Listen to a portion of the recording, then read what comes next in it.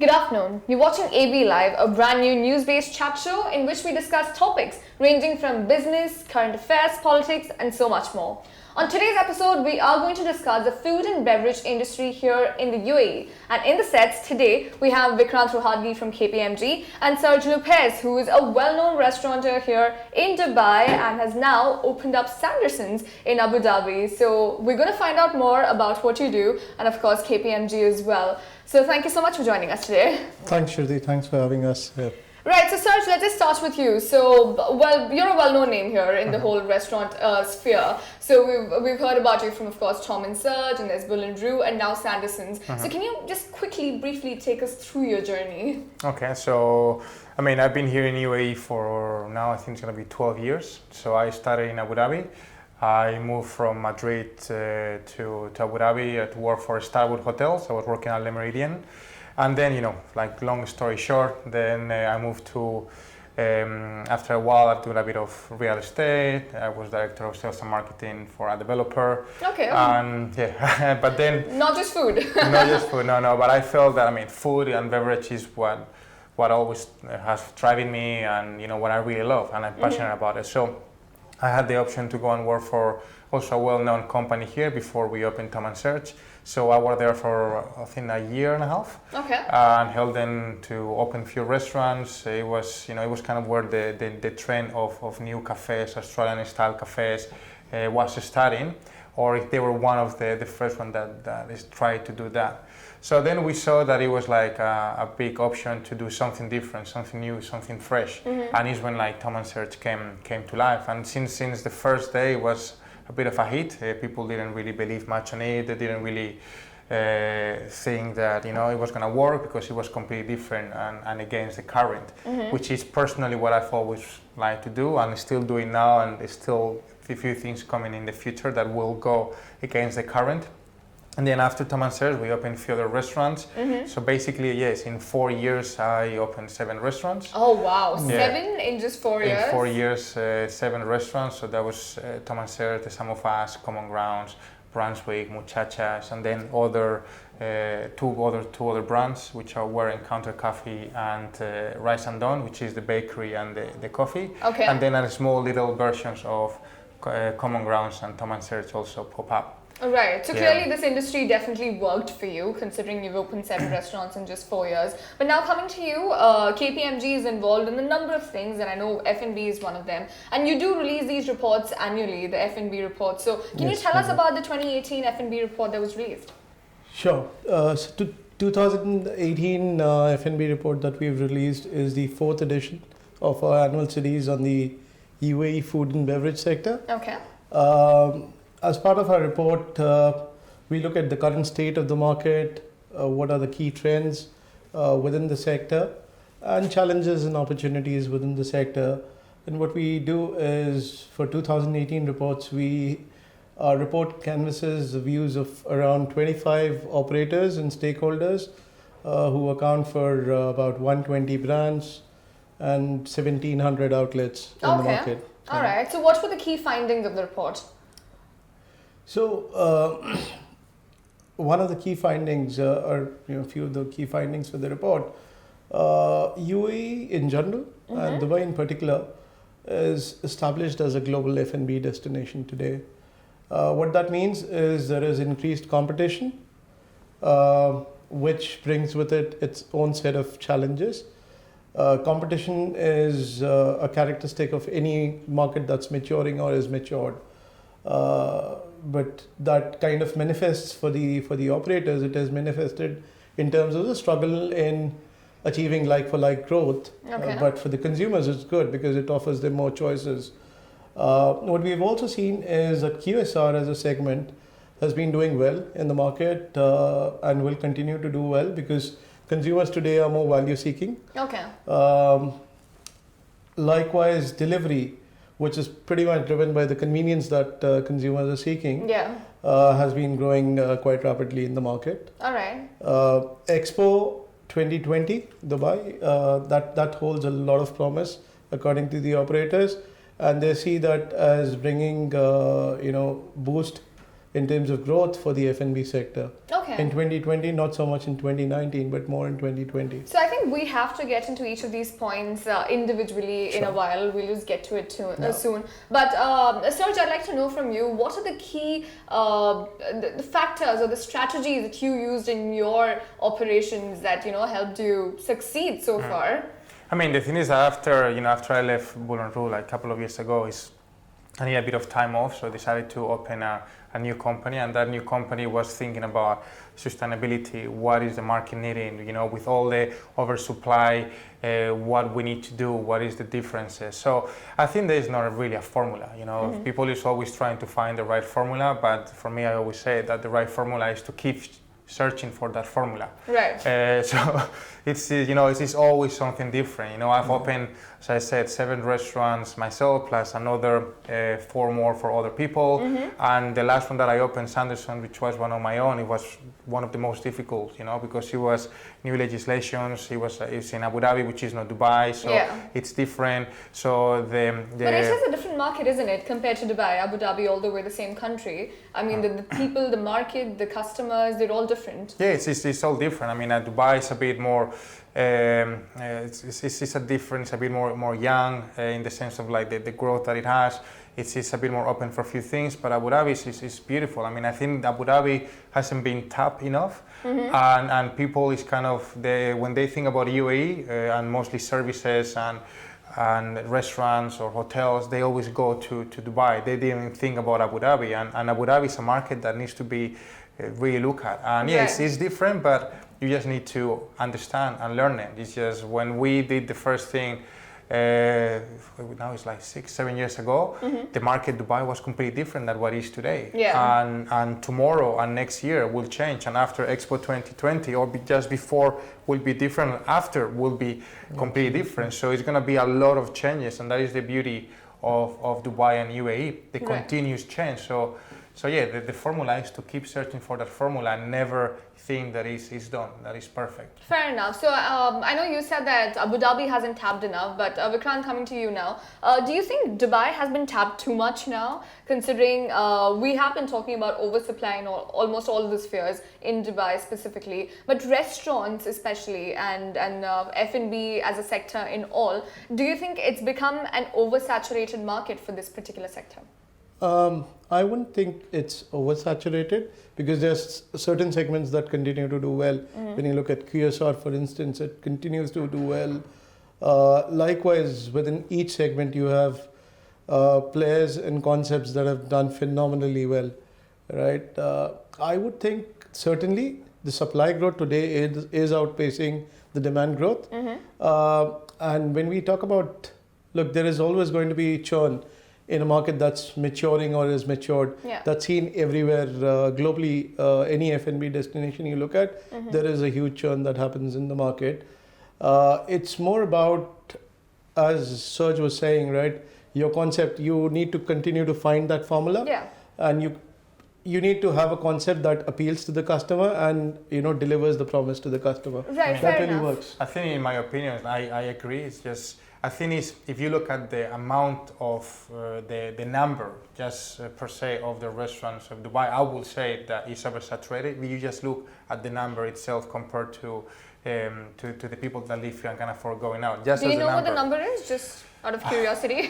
You probably know better, but I think it's around the 9,000 restaurants. About around that. Yeah. So about 9,000. But at the same time, there's many things of the same. So it's like there's places that when you are different, you just keep you know what is your market, what are you going for, who is your customers, and you keep changing and give them good value for money, a good service, and they're happy. Then they will be successful. So oversaturated is like every country in the world has like a lot of many things, but not many of them are successful because they keep changing, they keep doing new things. So that if you just look at numbers, then you can say yes. But if you look at actually what is happening on day to day and who are successful and why, then you will really see that actually we need more of that. And I think you use the perfect word for it. It's an evolutionary market. So the whole segment is evolving right now when we spoke before. But now in terms of the evolutionary trends that we're seeing, there are a number of things that are coming into the market which wasn't there, say, a decade ago. For example, rental kitchens is one of the concepts that's coming in.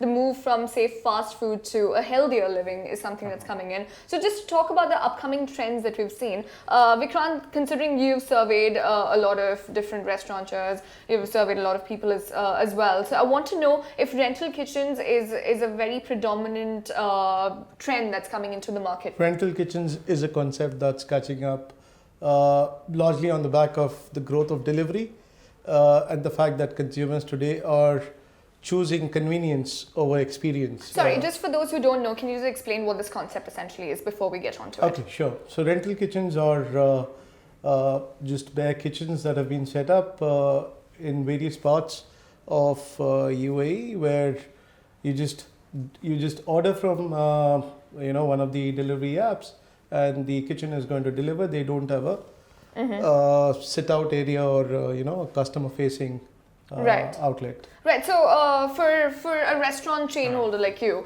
do you think rental kitchens is an option that you would tap into? Yeah, because basically you are avoid paying like massive rentals. You avoid paying like capex. Your staff it's cut, and actually many of these rental kitchens you basically pay them a percentage. So it could vary from 20 to 35%, I think. And then they do everything. So they put the staff, they put the produce, they put everything. So you basically, you invest in marketing, promotions, and then do the rest. So it's a way of doing it. Yes, if that is the kind of business that you're going into. It's a very, it's actually what the food trucks should, happens everywhere in the world, that you get when you cannot really afford to buy something or to invest a lot of money in a restaurant. You go to things to start you up. So I think it's a very valid thing, and I'm even personally looking on similar things for a few clients and a few other things that I'm doing. All right, so great. This is something we're seeing. Sorry, you were saying? No, I was saying, so that's from the operator's perspective. Even when you look at it from the consumer's perspective, since they are going to be, more and more consumers are opting to order food at home, right? You really don't need a sit-out area. You don't need the customer facade for your outlet. You can work with the kitchen. So is that a problem for you, for someone who's actually coming up with concept restaurants, cafes, etc.? What exactly he said right now, where people don't want that? I mean, it seems like people want a bit of everything. So it's like, for example, like 2 years ago, you go on a Thursday night and you need to make reservations. Nowadays, you probably order by any of the delivery apps and you need to wait 1 hour and a half to actually get the food in. So people are going to comfort. So one of the things is that it depends what we said, where you open the restaurant, why you opening, and for whom. Okay. So one of the things is that, and we were discussing before, is about your community. People like comfort.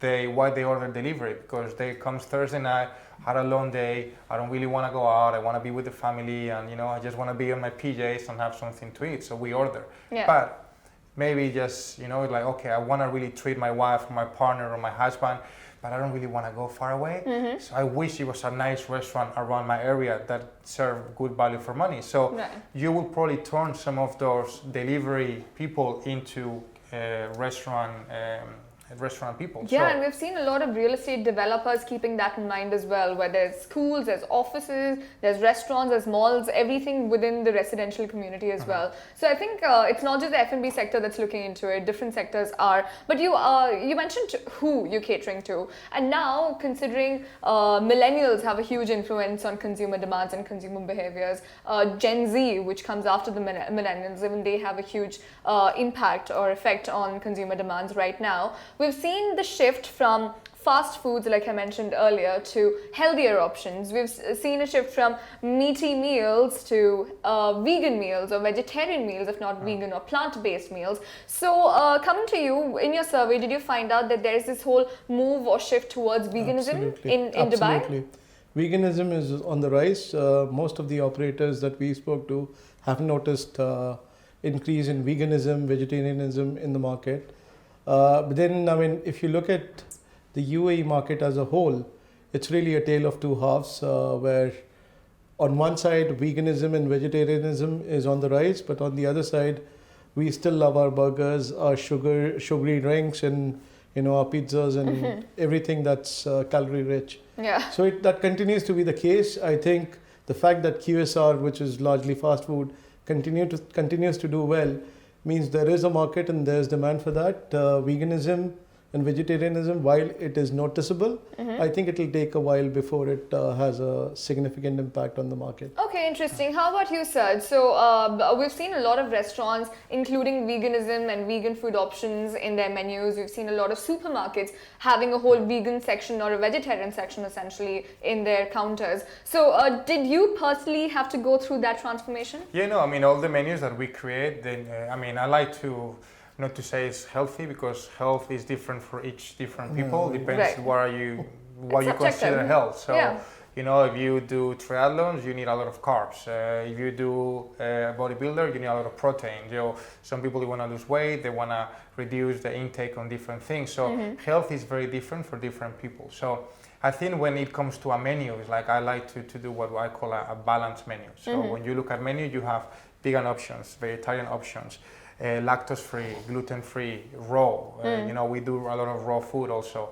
Then you need to have your beef, you need to have lamb, you need to have fish, because you have also pescatarians. Yeah. Now you have what people call flexitarians, which basically, what is a flexitarian? What is it?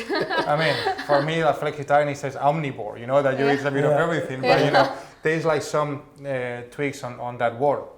So it's just, also, the Indian community that don't eat beef, so you need to make sure that you have lamb if they want something meaty, so it's not beef. So all the menus, when we do, I need to make sure that there is vegan, vegetarian, there is gluten-free options, there is fish, there is meat, there is lamb, and there is a lot of now, as I said, like dairy-free things, sugar-free, but then you have really healthy menus, and people come and like, this is very healthy for me. I want a burger. Really? Yeah, I even had like in Sanderson, people come in and say, no, this French toast is not sweet enough. I want more chocolate. You give dark chocolate, and they were like, no, I want milk chocolate because this is too healthy. Okay. So, I think you need to cater for everyone. Veganism, vegetarianism, it's growing, but I think at the moment it's a trend which will settle, because worldwide is something that everyone is a bit more conscious of. The same of plastic free and all that, which we are trying to be more conscious about the environment and about the world where we live in. Right. But I'm a great believer of more than any of these names is just knowing where your food is coming from. Okay. Knowing your farmers, knowing the farm itself, what kind of products they use. They like to use organic. Me personally, do I believe in the word organic?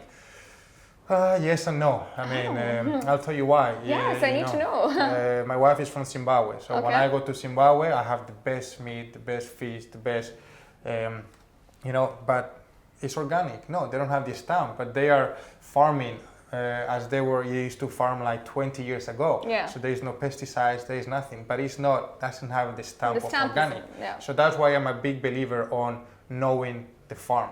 So if you know the farm, because to be organic, you need to pay some money to get the stamp to be organic. So people some farmers cannot afford to do that. Right. But the produce are treated without pesticides, without nothing. So it's actually organic.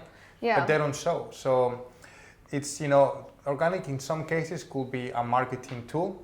And that's what I don't like of it. Okay. But what I love of it is how the animals, the vegetables, everything is treated in their farm. Interesting. So these are some of the trends that we saw here in the region, in the Middle East. You've given some personal examples. You've told us more about the survey. But we also did our own survey last year at the Gulf Food Trade Show. And we found out a different number of new trends, consumer trends coming in. And this is what we'd like to share with you. So we interviewed people from Belgium, from Greece, from Australia. And they had some very interesting insights to give. Let's have a look at that.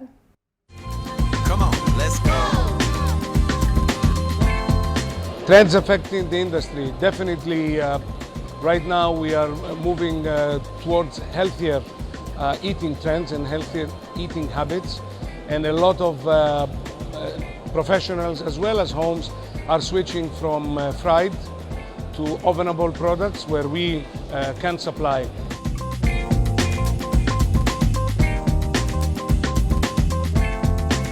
The most one will be the vegan products, because at the moment people are going to be healthier and they have more knowledge about what they are eating. All our products are 100% naturally, and in addition we have a big range of organic products. Let's say that what we found out in the last year is that people is more and more concerned about healthy products. So they are switching, talking about oils from the seed oils, mainly from sunflower and soya, to olive oils, which everybody knows the healthy qualities. What we're finding in our industry is that people are looking for a much higher quality milk product.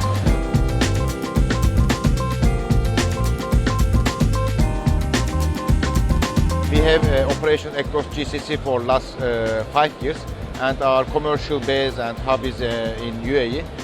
Last 4 years we are participating Gulf Food every year consecutively, and we think Gulf Food is a major marketing event for us. We are focusing in the market of Middle East area and Saudi Arabia. So we've come to Gulf Food with the objective of trying to expand our market for our frozen milk concentrate product. It's currently doing very well in the Asian market. Right, so that was definitely a very, very interesting survey that we did, and we weren't expecting a lot of things that actually came out. So one very interesting thing that Murat, kind of from Australia, had said was they're actually looking at GCC as a potential market, and they think that it's a very lucrative market. I want to know if you all agree, especially with the new rules that have come in right now. So I think when you talk about the new rules and regulations, there are a lot of positive steps that the government has been taking to improve and boost the economy. You've had the 10-year visa, the foreign ownership, all of that is very positive, and I think that is going to provide a significant boost to the economy in general and F&B sector in particular. Also, F&B sector benefits indirectly from anything that, as the economy grows, there's more discretionary spend that is going to be beneficial for the F&B sector. I think also, there have been a number of positive steps that government has taken, things around, the workers' bank guarantee refunds, which are going to actually play out over a period of time, but are actually good for the businesses and is going to provide more support. I think to the Serge doesn't businesses. agree with that, so I'm going to come to him quickly. But before that, you mentioned two other things, which was obviously the 100% foreign ownership and the 10-year visa. Have you seen, as an owner, as a founder of a restaurant, direct impacts of it yet? I mean, the thing is that I already have all the visas and I already have all the, all the companies established. So probably, I mean, if everything that starts, it needs time to actually work properly. So if I'll have to do everything now, I don't know how it's gonna happen because I haven't gone through that. I already done everything before this came out. What you were saying in terms of recuperating, that's what you said. I was not 100% agreeing. It's a good initiative from the government, but it was saying like you will recover that bank guarantees once you renew the visa. So the visas are done for like 2-3 years, depends on, but normally it's 3 years. So if you just renew the visa now, last year you need to wait 2-3 years until you recuperate that money. In the environment that we are, I mean, we as a SME, as an owners, you will want that money now. Imagine you have 100 employees, 3,000 dirhams bank guarantees, talking about 300,000 dirhams plus that you could reinvest, that you could, do more things, maybe open a new restaurant, do something with it. So I think the idea is good, the initiative is great, but it would be good if they can implement it faster. Right. So basically what you're saying is the banks need to find out a way to sort of streamline it so it can directly have a direct impact on SMEs like restaurants, great. But we also saw some other things coming in, for example, taxes, VAT, which has affected consumers, which has affected customers. But has it also had a direct effect on the way you run your businesses? Yes, massively, yeah, because you need to be, you need to pay the taxes every quarter, so you need to make sure everything is okay, so all the invoices, so, I mean, it's a bit more control on everything, so as also it's a new step, this new step has been like 1 year, so it's affect because you need more accounting, so for accounting companies and for, it's a great business, but yeah, because you need to get like people that know VAT, so you spend, as a owner, you spend more money into it and more time into it. And you need to be very careful that you actually do everything by the book, because then you could have issues. So has affected, yes, a lot. Because right, and as KPMG, as an auditing company, I would like to know from you, has this 5% VAT really made a massive impact on the revenue that the country or in the macroeconomic scheme of things, has it made an impact yet? So it will take some time for it to have an impact on the economy. But the idea is all the money that gets collected by the government is actually going to be used to fund major projects, infrastructure development. So if you take a medium to long-term view, all of this is going to be very, very positive for the economy. And again, I mean, something that we were discussing with the operators as part of our 2018 report. To be honest, when you look at F&B sector, there's been some impact of VAT because, I mean, anything that's new, consumers do take a notice of that, but in the last 6-8 months, people haven't seen much of that impacting consumption. Okay. Right? Operationally, yes, Surge would have had some tough times dealing with the implementation of VAT, but I think from consumers' perspective, you wouldn't have been doing that. That 5% today. someone needs to cover, so it's either the consumer or the restaurant, because you either keep the same prices inclusive of VAT, so you take the hit, or the consumer takes 5% is not much, but it's still a little bit more. And when we are talking about value for money, it's every dirham actually counts. And that's what we were talking about, the rental kitchens and the delivery, because people are looking at that extra dirham that they don't want to spend, or they would prefer spending something else. Right. So again, just coming back to what I'd begun asking, which is Murad Kant in the video, he said that GCC looks like a lucrative market to start businesses and start F&B operations. Would you agree? It's tough. It's hard to go through everything. I mean, it could be lucrative if you find the right place, the right place that people is going to come to you. But also, like any other, like many other businesses, you need to do a big investment prior. So you need to pay for all the CapEx, you need to pay for all the visas, you need to pay for all the staff, and visas for the staff. Let's say that you hire 20 people, but each person will cost you between 8,000 and 12,000 dirhams. So that's a pre-investment that you need to do. So it could be lucrative if you know what you're doing and where, but also it's a big investment in the beginning. Right, so before we actually played this video, we were talking about the different consumer trends, and you had started talking about farm-produced food, etc. Coming to you, Vikrant, I'm sure you heard what he said about producing your own food, farming, etc., and the example of Zimbabwe. But in a country like in a country like the UAE and in Dubai, we're obviously in the Middle East, so the conditions, the topographical conditions aren't really favorable, for example, for all of the farming activities that can be done elsewhere in the world. So what do you think would happen in such a case where the rest of the world is moving towards producing their own food, and can we actually venture into the farming our own food concept or ideas? So some of that is already happening in the market. Government, I think the food security agenda for the government is absolutely a very important aspect of their plans and visions. And you see a lot of farming, hydroponic, vertical farming, organic farming happening today in the market in various parts of UAE, and that has a lot of support from the government today, which means the food that we are consuming, and you see that in the supermarkets as well. A lot of shelf space today has UAE produce in it. Right. Yeah. So you're saying that basically we could stop being an important country to producing our own food country. There's going to be a lot of dependence on imports. Let's not, I don't think we are saying that we are not going to be importing food going forward. But yes, there is going to be a shift and there is going to be increased production locally versus the amount of dependence we've had on imports in the past. Right. Serge, out of curiosity, I want to know what you do with all of your restaurant chains. Do you use a lot of locally produced food or do you import everything? Also adding a little bit about that, like a few years ago, like UAE used to import 98% of the produce. Now I think we are on like 75 or around those, which, is a massive increase. Yeah. So for us, because also thanks to that increase in Abu Dhabi, in Sanderson's, for example, what we are trying to do is work with local farmers as much as we can.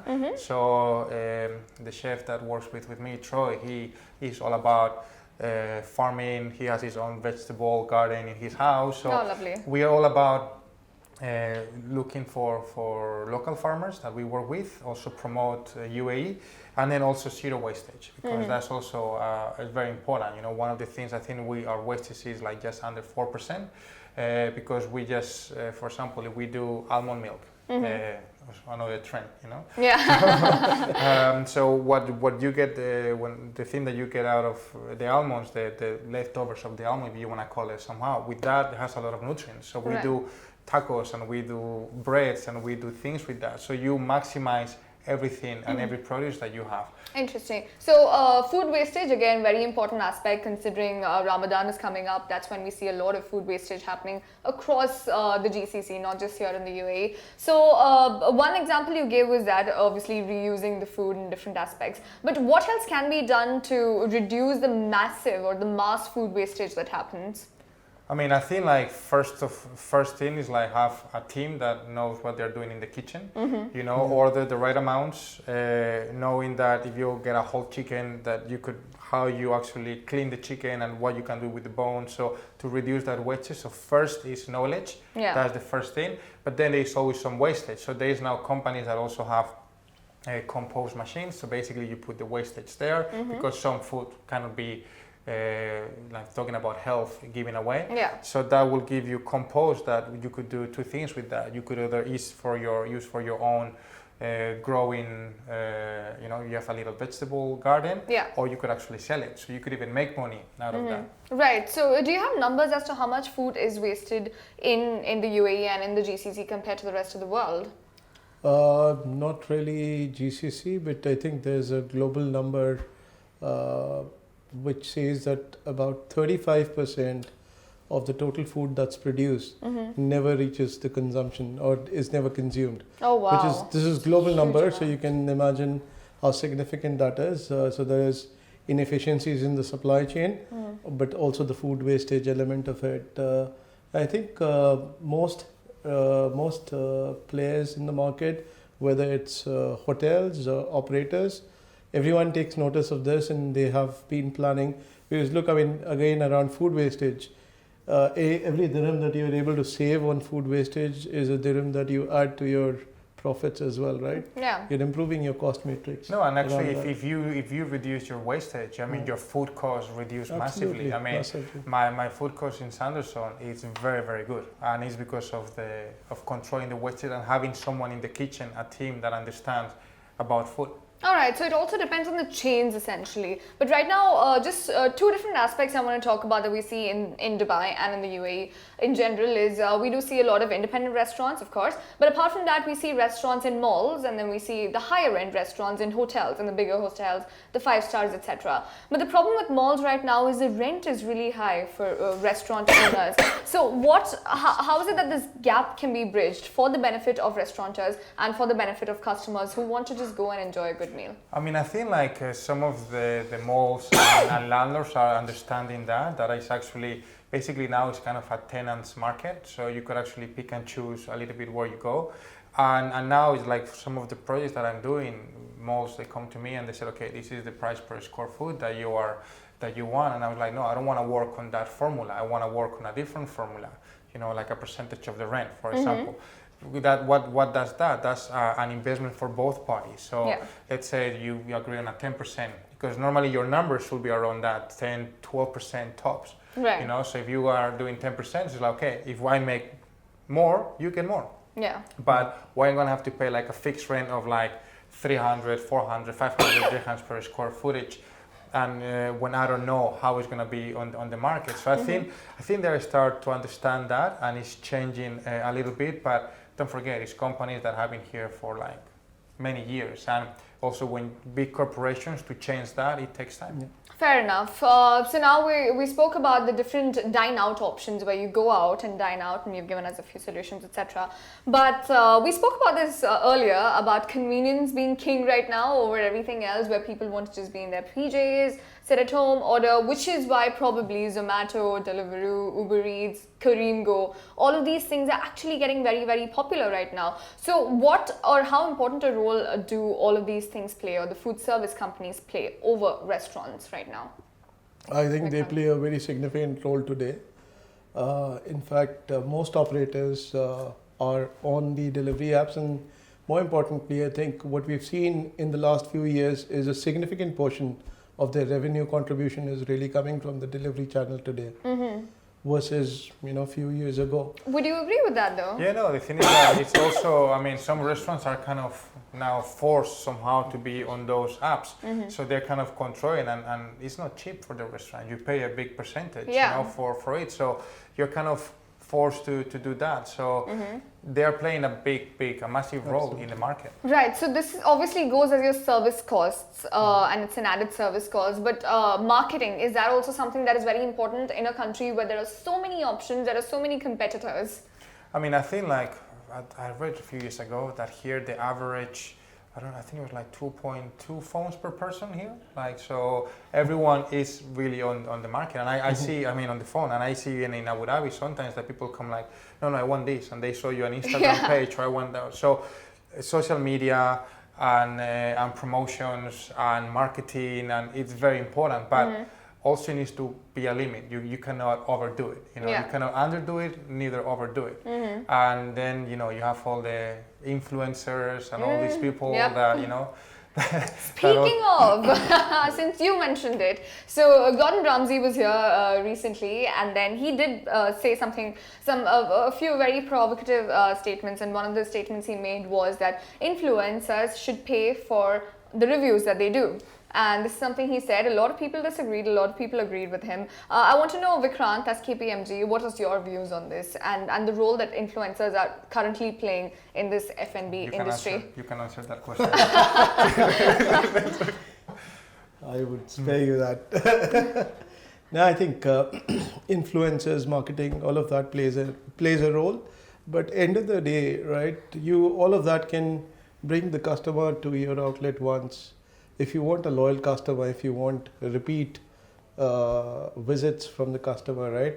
Your food, your experience, your staff really needs to be what you've promised, what your brand stands for, right? If that's not the case, if all of this can work first time, maybe second time, but not forever. And customer loyalty is a thing. Absolutely. Yeah, but the loyalty of the customer don't come from the influencer, it comes from the restaurant itself. Absolutely. So I know you have something to say about influencers. Go ahead, Serge. Okay, no, the thing is that, I think there is three types of people that do the report. You have your reporters, media, then you have your food critics, and then you have the influencers. Influencers is a new trend, it's a new name, that come out. And what is really an influencer? So influencer is a person that has a lot of followers, and those followers follow that person to see what that person does. It's not specialized in food and beverage, it's not specialized in spas. So it's like they follow that person, and if that person goes and said, I've been to this restaurant and I love it, some people will come. Will that people repeat? That's not the influencer's job, it's the restaurant job. So, it's like you have food critics and media, which they they're specialists on food and beverage. Yeah. Influencers, they are just, day-to-day life people that others are following them. Yeah. Should they pay for reports for when they eat? I agree with Gordon Ramsay, because, but also it depends. There is some influencers that will be, if they're specialized in food and beverage and they have like a track record of they studying nutrition, they have been chefs, they have been, then maybe you could go and invite them and say, okay, tell me what you think about it, you know. So, but it should come from the restaurateur, not from the influencers. And the influencers should know, I want to go and eat at your restaurant and give me for 6 people, and I post on my Instagram.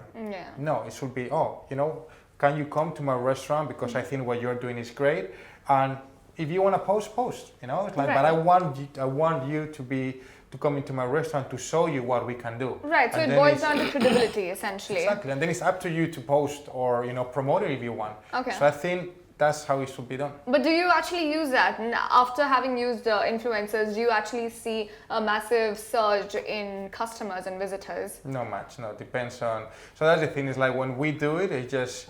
We try to invite the right people, so we know that they're gonna talk because they really feel good about it, not because they're kind of forced to say something good about it. And that's very important because someone comes because it's for free, it's the best place, beautiful, and then never comes again. What is actually the point? Right, so it's not about the freebies and junkies. Very, very interesting. Thank you so much for that, Serge, and thank you, Vikrant, for joining us here. Thank you. We definitely have learnt a lot about the F&B sector and some very interesting insights about the evolutionary trends that are happening here in the Middle East. We will be back again next Tuesday with another very interesting topic that we will bring forth to you. Thank you for watching AB Live.